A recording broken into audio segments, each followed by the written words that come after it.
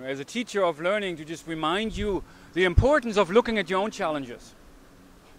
And that's where the new revolution begins. It needs to begin from within ourselves.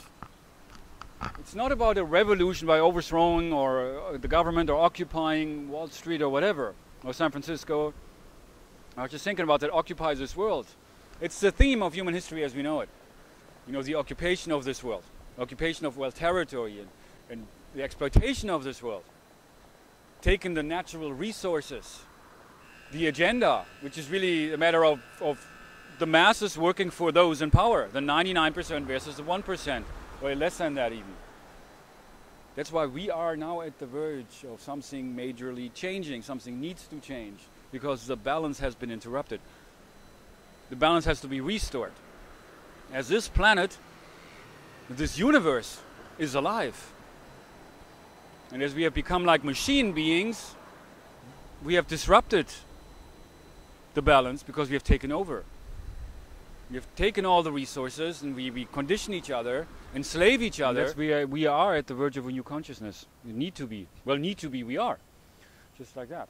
2012, the future of this world, which was something I was always thinking about growing up in Germany at a very young age, looking at the realities of this world. And then, of course, at a very early age, also seeing things about Woodstock and the hippies and flower power and all of that movement, which have been many of these movements. But this is a very special movement, and that's why life has led me all the way from Germany through Kansas. We are not in Kansas anymore. To San Francisco, to this city, which exemplifies or this spirit. And this is just what I'm talking about here, is the very basic life 101. How we create, how everything is created, how evolution works, how life works on a very basic level.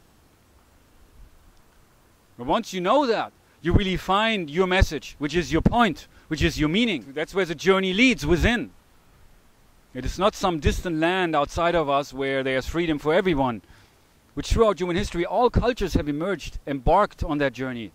Ever since, according to the Bible, we were thrown out of paradise, which I think is fascinating, if you really think about that. But really, it's all about what that means and the symbolism contained in that story.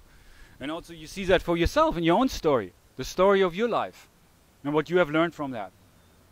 Your path. And it's not just about changing that path, but really leading the path towards the promised land, which is a place, not just a place. It's a mindset where we allow each other to be free, where we allow ourselves to be free.